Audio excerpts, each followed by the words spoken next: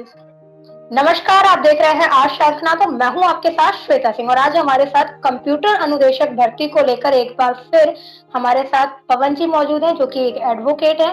रामेश्वर मीना जी मौजूद हैं, जो कि इस आंदोलन को लीड कर रहे हैं, और साथ ही उमाकांत तिवारी जी भी हमारे साथ मौजूद हैं, और नितेश गोस्वामी जी, जिन्होंने कंप्यूटर अनुदेशक भर्ती की मांग को राहुल गांधी, प्रियंका गांधी और अशोक गहलोत तक पहुंचाने का कार्य किया है। आप सभी का बहुत बहुत स्वागत है आज शंखनाद में। पवन जी, आप पेशे से एडवोकेट भी हैं, तो मैं आपसे सबसे पहले जानना चाहूंगी कि अभ्यर्थियों के साथ इतना भेदभाव क्यों कर रही है राजस्थान की सरकार? मैम, मैं आपको बताना चाहता हूँ, राजस्थान की सरकार हमारे मामले को लेकर बहुत ज्यादा ही समर्थन में है, लेकिन अधिकारियों की खामी की वजह से हमारी जो मांग है वो माननीय अशोक गहलोत तक नहीं पहुंच पा रही है, और उसका खामियाजा सभी विद्यार्थियों को भुगतना पड़ा है, सिर्फ अधिकारियों की खामियों की वजह से। जी बिल्कुल। रामेश्वर मीना जी, आप इस आंदोलन को लीड भी कर रहे हैं और काफी लंबे समय से आपका ये आंदोलन जो है वो चलता जा रहा है। क्या सरकार की तरफ से अभी तक कोई पहल की गई है आप लोगों से संपर्क करने के लिए? बिल्कुल मैडम, संपर्क आ रहा है लेकिन संपर्क का कुछ बन नहीं पा रहा है। सिर्फ आश्वासन अभी तक मिले हैं कि ये मामला हमारे संज्ञान में है, हम जरूर इस पर कार्यवाही करेंगे, जरूर शिथिलता देके पद भरेंगे।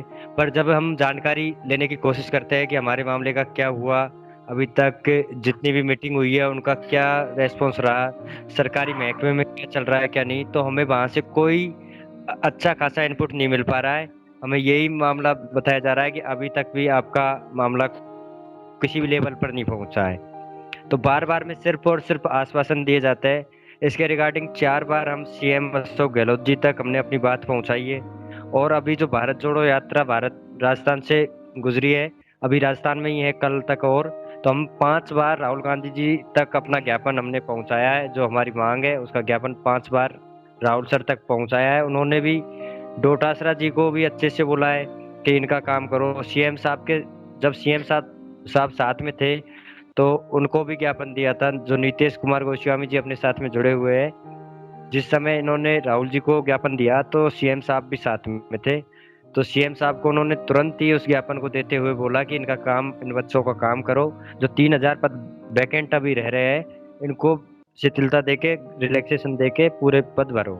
ये राहुल सर ने बोला है, फिर भी अभी तक हमें कोई आदेश या ऐसा कुछ नहीं मिल पाया है। जी बिल्कुल। उमाकांत जी, मैं आपसे जानना चाहती हूँ कि क्या राजस्थान के सरकारी विद्यालयों में कंप्यूटर के टीचर्स हैं, और अगर हैं तो वो कितने होंगे? नहीं मैम, अभी तो राजस्थान के सरकारी विद्यालयों में कोई कंप्यूटर के टीचर्स नहीं हैं। अभी बच्चे बिना टीचरों के ही अपने स्तर से पढ़ रहे हैं। जी। नितेश जी, मैं आपसे जानना चाहूंगी, नितेश गोस्वामी जी, कि आपकी मुलाकात कितनी बार हुई है राहुल गांधी जी से, और उनकी तरफ से जो आश्वासन आपको मिला था, कि क्या वजह आपको लगती है कि राहुल गांधी के आश्वासन के बाद भी सरकार आपकी मांग को पूरा नहीं कर रही है?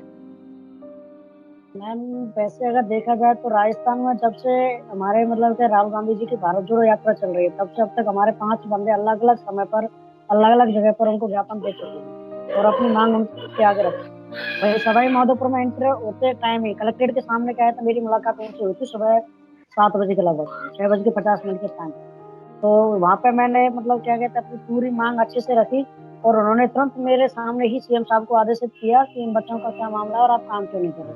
तो वहां भी सीएम साहब ने पहले की तरह, जैसे पहले आश्वासन दिया था कि हाँ आपका मामला संज्ञान में है और हम काम कर रहे हैं, उसी तरह से ठीक मेरे सामने उनसे राहुल गांधी जी के सामने बोल दिया।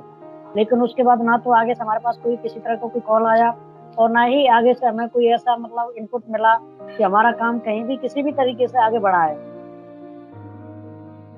जी बिल्कुल। रामेश्वर जी, मैं आपसे जानना चाहूंगी कि आप लोग कब से आंदोलन कर रहे हैं, कितना समय हो गया आप लोगों को आंदोलन करते हुए? मैडम, एग्जैक्ट तो हमें अभी 125 दिन से लगातार तो हम सड़कों पर हैं।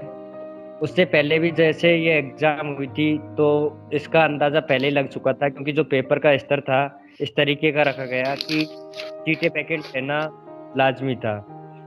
मैडम, जो 128 दिन से अभी आंदोलन चल रहा है, इससे पहले सबसे पहले जो पेपर हुआ था, जो विज्ञप्ति आई थी, उसमें 40% का मेंशन नहीं था। तो सबसे पहले 18 जून को एग्जाम हुई। मैं सबसे पहले 20 जून को जाकर बोर्ड में, जो अधीनस्थ बोर्ड इसकी परीक्षा कराता है, तो 20 जून को जाकर हमने इस बात का कंफर्मेशन किया कि इसमें 40% का नियम है वो लागू रहेगा या नहीं रहेगा। उसके बाद में उन्होंने कार्य, जो बोर्ड अध्यक्ष साहब है, उन्होंने कार्मिक विभाग से इसके बारे में जाना कि इसमें 40% का रूल है या नहीं है। तब उसके 12 दिन बाद में 30 जून को ये कंफर्म हुआ कि इसमें 40% का नियम लागू रहेगा। उसके बाद में जैसे ही रिजल्ट आता है तो इसमें 7,000 बच्चे ही हुए मिलते हैं। और उसके पीछे कारण रहता है मैडम, क्या होता है, राजस्थान में कोई एग्जाम लगती है तो उसके 15 या 20 दिन बाद में एक प्राइमरी आंसर की आती है, जो बोर्ड द्वारा भेजी जाती है, बोर्ड द्वारा डाली जाती है कि ये प्राइमरी आंसर की है। उस प्राइमरी आंसर की के अकॉर्डिंग हम जो 4 लोग जुड़े हैं, हम सारे ही क्वालिफाई थे पहले, और भी बहुत सारे लोग क्वालिफाई थे। जो फाइनल आंसर की आई उसमें 11 क्वेश्चनों में वेरिएशन किया गया, 7 क्वेश्चन का आंसर चेंज किया गया, 4 क्वेश्चन डिलीट कर दिए गए। जो 4 क्वेश्चन डिलीट किए गए उनमें से 3 क्वेश्चन मेरे राइट थे। जो 7 क्वेश्चन चेंज किए गए उनमें मेरे 2 क्वेश्चन मेरे राइट थे जिनके आंसर बदल दिए गए। इसकी वजह से स्थिति ये बनी कि 3,000 सीटें वैकेंट रह गई, जहां पर 10,157 पद थे, 20,354 स्टूडेंट को पास होना था। उसमें से मात्र और मात्र 7,069 अभ्यर्थी ही पास कर पाए। इसके लिए हमने तभी से आंदोलन, जैसे ही रिजल्ट आया 30 जून को, तो 30 जुलाई को, उसके बाद से ही हम लगातार आंदोलन कर रहे हैं और सड़कों पर है। इसके लिए हमने गुजरात में जाकर दांडी यात्रा की और 38 दिन हमने गुजरात में गुजारे। उसके बाद में अभी यहाँ पर भारत जोड़ो यात्रा में जुड़े हुए हैं और लगातार ही आंदोलन कर रहे हैं। अभी भी हम विधायक आवास पर लगातार जाते हैं और वहां पर विधायकों से और मंत्रियों से विनती करते हैं। जी बिल्कुल। पवन जी, मैं आपसे जानना चाहूंगी कि कंप्यूटर अनुदेशक भर्ती अभ्यर्थियों को राहत कैसे मिलेगी? मैम, अब सरकार अपने स्तर पर जैसे ही पहल करती है, माननीय राहुल गांधी जी ने मुख्यमंत्री साहब को निर्देशित किया है कि भाई बच्चों का काम एक प्रायोरिटी बेसिस पे किया जाए। थोड़ा सा टाइम लग रहा है, जैसे राहुल गांधी की ये जो रैली है राजस्थान से फ्री होती है, हमारा जो मुलाकात का सिलसिला है जारी हो जाएगा और सरकार अपने स्तर से जैसे भी इसका समाधान करना चाहे वो सरकार के ऊपर है। हम चाहते हैं कि बहुत लंबा संघर्ष हो चुका है, सभी बच्चे परेशान भी, हताश भी है, तो उसका परिणाम निश्चित तौर पे मिलना चाहिए। जी बिल्कुल। उमाकांत जी, मैं आपसे जानना चाहूंगी, आपकी टीम ने डायरेक्ट राहुल गांधी से मुलाकात कर ली। अब तो लगता नहीं है मुलाकात करने के लिए कोई और शीर्ष नेतृत्व बचा हो कांग्रेस की तरफ से। जब शीर्ष नेतृत्व से मुलाकात की उसके बाद भी आप लोगों के आश्वासन जो दिया गया है उस पर कार्रवाई नहीं की जा रही है, इसके पीछे क्या वजह है? मैम, ऐसा अभी हम नहीं कह सकते कि कार्रवाई नहीं की जा रही है। राहुल जी ने भी जब कल मुलाकात हुई थी तो उन्होंने कहा था कि कोई भी काम 2 दिन में नहीं होता है, और उन्होंने डोटासरा जी को बोला था कि इन स्टूडेंट्स का काम आप प्रायोरिटी बेस पे करवाना। तो डोटासरा जी ने बोला था कि सर, जैसे ही भारत जोड़ो अभी सारे मंत्रीगण, सीएम साहब सभी भारत जोड़ो यात्रा में बिजी हैं, जैसे ही भारत जोड़ो यात्रा से फ्री हो जाएंगे, जैसे कल लास्ट है राजस्थान में, तो उसके बाद हमारा काम करने का उन्होंने हमें आश्वासन दिया है। तो हम देखते हैं मैम उसके बाद क्या होता है। उसके बाद नहीं होता है तो फिर हम आगे की कोई रणनीति बनाएंगे। राहुल जी ने बोला है अगर काम नहीं होता है तो आप मेरे से दोबारा आके मिलना। बिल्कुल। नितेश जी, मैं आपसे जानना चाहूंगी, राहुल जी ने तो आश्वासन दे दिया और अभी उमाकांत जी ने भी जो बताया, तो इस बीच जब तक आश्वासन पूरा नहीं होता, राहुल जी की बातों को मानते हुए क्या आप लोग अपना आंदोलन खत्म कर देंगे या जारी रखेंगे? नहीं मैम, आंदोलन हमारा ना तो अभी खत्म हुआ है, और जब तक मांग पूरी नहीं होगी तब तक हम आंदोलन को पूरी तरह से खत्म कर भी नहीं रहे हैं।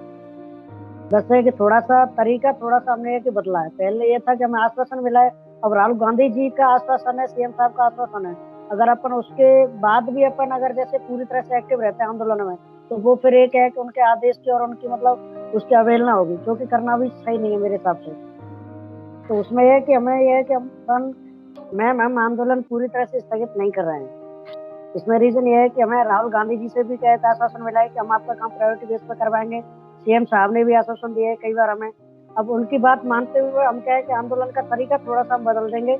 उसमें यह है कि अपन बाकी विधायक लोगों से और प्रेशर बनाए रखने के लिए जो मंत्रीगण है या जो भी जिम्मेदार लोग हैं इसके पीछे, उनसे लगातार मिलते रहेंगे और अपने काम का मतलब यह है कि जो भी अपन कर सकते हैं वो करते रहेंगे।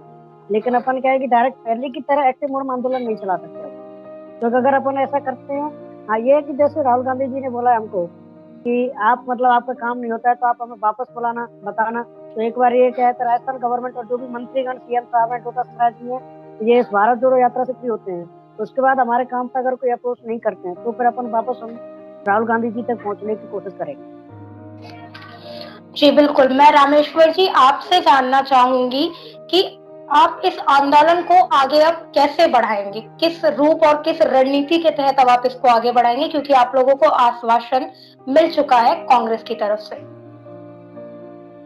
जी मैडम, हम अभी जो आश्वासन हमें मिला है उस पर टिके हुए हैं। हम इंतजार कर रहे हैं कि भाई भारत जोड़ो यात्रा निकलेगी अभी राजस्थान से।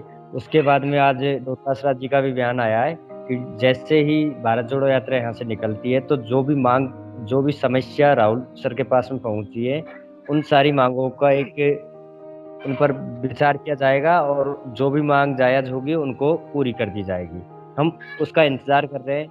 जैसे ही राहुल सर की यात्रा राजस्थान से निकलती है उसके बाद में जैसे 5 दिन 7 दिन उसके बाद में हम आगे की रणनीति बनाएंगे। क्योंकि राहुल सर ने खुद ने ये बात बोली है, खुद ने उन्होंने अब हमारी जो समस्या थी खुद के जो पर्सनल सेक्रेटरी है उनको नोट करवाई है कि अगर आपका काम नहीं होता है तो एक बार फिर से मेरे से आके मिलिए। हमारा यही है, एक बार फिर से हम राहुल सर तक बात पहुंचाएंगे अगर हमारा काम जल्दी नहीं होता है तो। जी और, बिल्कुल। और जो यहाँ पर जो धरना प्रदर्शन है, यहाँ पर जो और रणनीतियाँ है, उस पर भी उसके बाद में ही डिसीजन लिया जाएगा। अगर हमारा काम नहीं होता, एक टाइम पीरियड होता है मैडम, तुरंत तो कुछ भी नहीं हो पाता, तो उस टाइम पीरियड के बाद में हम आगे की कार्यवाही करेंगे। बिल्कुल। पवन जी, मैं आपसे जानना चाहूंगी कि क्या अधिकारियों की लापरवाही का ही नतीजा अभ्यर्थियों को भुगतना पड़ रहा है? बिल्कुल मैम, मैं आपको बता देना चाहता हूँ, शुरू से अधिकारियों की खामियों की वजह से हमें अब तक इस चीज का सफर करना पड़ रहा है कि यदि वो 4 प्रश्न डिलीट नहीं होते और 7 के उत्तर चेंज नहीं होते तो शायद मेरे हिसाब से इतना बड़ा फेरबदल नहीं होता।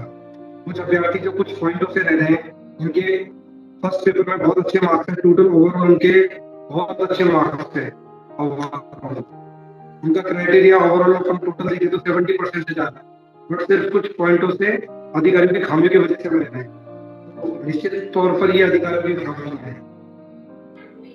जी बिल्कुल।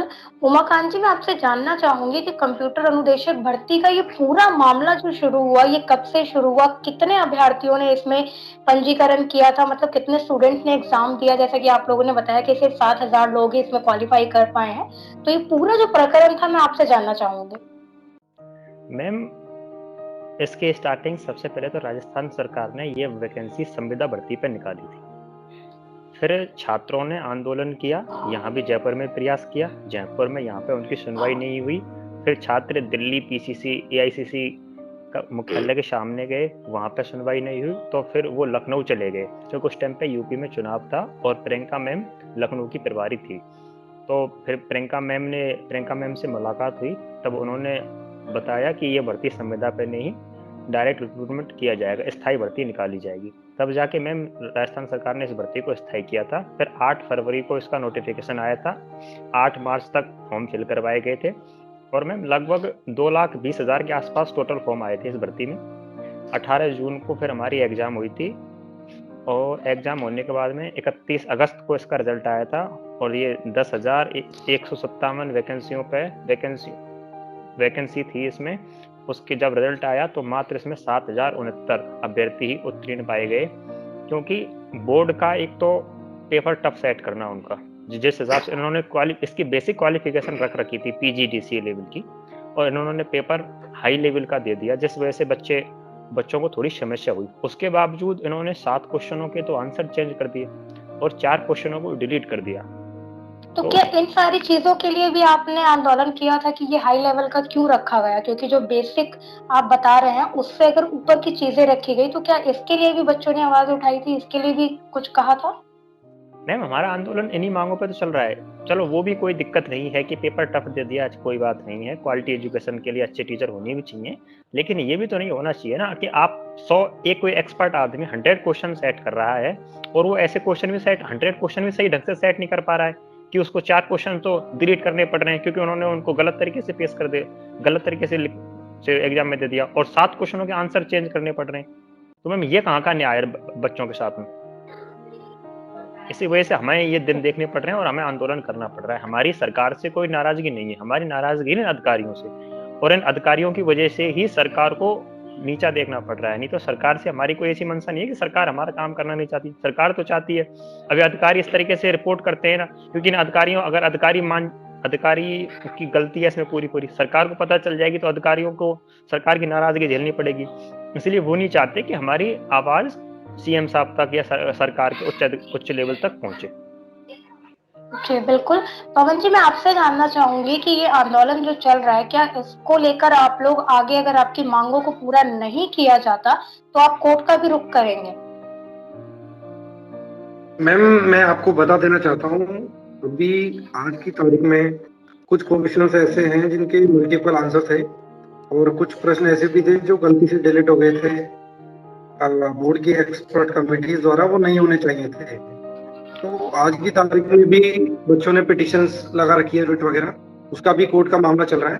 पर हम चाहते हैं कि ये भर्ती कोर्ट में न जाकर सरकार की तरफ से कोई सुनवाई हो और शिथिलता के आदेश जारी हो, क्योंकि मैम कोर्ट का तो ये कि कोर्ट में फिर भर्ती लंबी जाती है, इट्स टाइम टेकिंग भी है और फिर सारी चीजें हैं मैम। बच्चों को न्याय मिलेगा, हमें भरोसा सरकार पर, बाकी जुडिशरी तो है ही है मैम।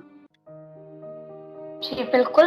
जुडिशरी के बारे में हम सभी जानते हैं, लंबा जो है आपका ये संघर्ष होता जाएगा अगर कोर्ट की तरफ आपने रुख किया तो। मेरा आखिरी सवाल होगा इस प्रोग्राम का रामेश्वर मीना जी आपसे, क्योंकि आप इस आंदोलन को लीड भी कर रहे हैं, बहुत सारे संघर्ष आप कर रहे हैं लंबे समय से। तो आप लोग इस वक़्त अगर मौजूदा हालात की बात की जाए, आप लोग आंदोलन भी कर रहे हैं, अपना जीवन यापन आप लोगों का किस तरीके से चल रहा है और क्या आप लोगों ने सोचा है, अगर राजस्थान सरकार आपकी माँग पूरी नहीं करती है, तो आप देश के प्रधानमंत्री तक भी अपनी बात पहुंचाने का काम करेंगे? मैडम ऐसी बात है, हम राजस्थान में जो उम्मीद हमें थी कि जैसे किसी के साथ में अन्याय होता है तो देखो सत्ता पक्ष रहता है, हमेशा सत्ता पक्ष तक बात पहुंचाने के लिए विपक्ष होता है, जो राजस्थान में हमें कहीं पर उपस्थित दिखाई नहीं दिया। हमारा 4 महीने से आंदोलन चल रहा है, 125 दिन से ऊपर हो चुके हैं। विपक्ष की तरफ से एक बार भी किसी भी तरीके से हमारे मामले को लेकर कहीं भी आवाज नहीं उठाई गई। तो हमें विपक्ष से किसी भी तरीके की कोई उम्मीद नहीं। हम सिर्फ और सिर्फ हमारी जो सरकार है उससे अपने हक के लिए, अपने अधिकार के लिए, हमारे साथ में जो अन्याय हो रहा है उसके लिए मांग कर रहे हैं। और हमें पूरा यकीन है हमारे जो सीएम साहब है अशोक गहलोत जी, उन तक जब हमारी बात अच्छे से पहुंचेगी तो हमारी मांग जरूर पूरी की जाएगी। इसमें मैडम दिक्कत यहीं पे हो रही है कि जो अधिकारी की जो गलती है, तो अधिकारी अपनी गलती को एक्सेप्ट नहीं कर रहे हैं।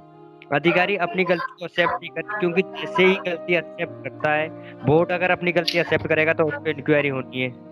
तो और सरकार चलती है अधिकारियों से। तो मैडम अधिकारी और सरकार के बीच में पिस हम रहे हैं।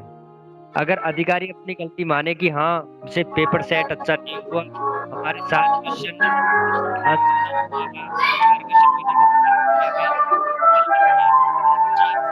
हमारे लिए, हमारी मांग के लिए तुरंत हमें प्रदान करेंगे। और अभी भी हमें पूरा विश्वास है कि भारत जोड़ो यात्रा के बाद जो समीक्षा होने वाली है उसमें हमें राहत मिल जाएगी। नहीं मिलेगी तो फिर से हम राहुल गांधी जी से और जो कांग्रेस है उनसे मुलाकात फिर से करेंगे, अपना संघर्ष सड़क पर जारी रखेंगे। जी, बिल्कुल, बहुत-बहुत आभार। रामेश्वर जी, पवन जी, उमाकांत जी, नितेश जी, आप सभी का बहुत बहुत आभार। लेकिन एक और बहुत बड़ा सवाल यहाँ पर खड़ा होता है कि आखिर क्यों अधिकारियों की वजह से जो युवा हैं उनके भविष्य को लेकर इस तरीके की चीजें की जा रही है, इस तरीके से खिलवाड़ किया जा रहा है। अगर विद्यालयों में कंप्यूटर के टीचर नहीं है तो सिर्फ अभ्यर्थी ही नहीं बल्कि जो बच्चे हैं उनके भी भविष्य पर इसका बहुत बड़ा असर पड़ रहा है। जी उमाकांत जी, आप कुछ कहना चाहते हैं?